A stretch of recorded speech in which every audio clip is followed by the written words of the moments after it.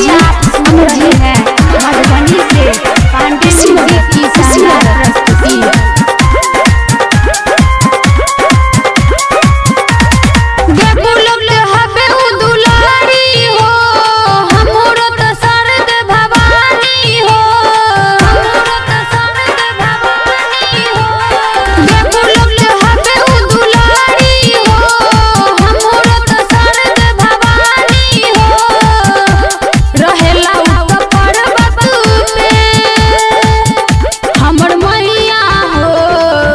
बेटी द्वारे को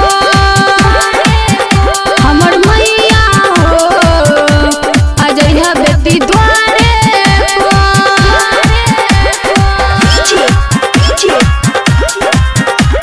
अमर जी कुशीनगर अजय बेटी द्वारे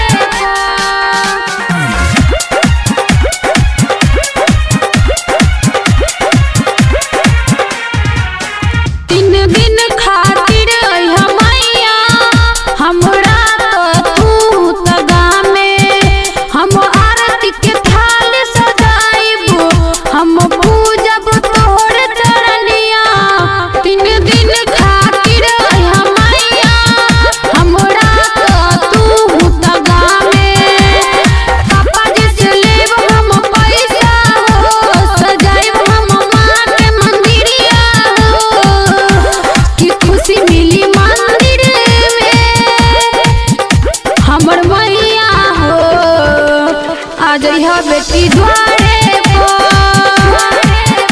हमर मैया हो अजय बेटी द्वारे को अजय बेटी अमर जी कुशीनगर अजय बेटी द्वारे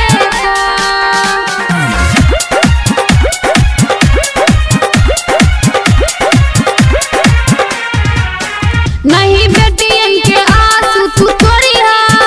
आ गई हो तू दुआरिया रट राजू कोड़ गोरिया संगे रही गोपाल जइया सीमा कोड़े तोरी पूजैया उत छूबे तोरे चरनिया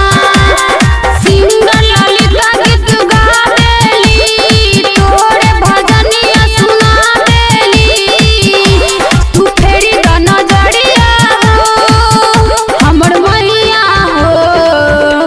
अजय बेटी द्वारे को हमर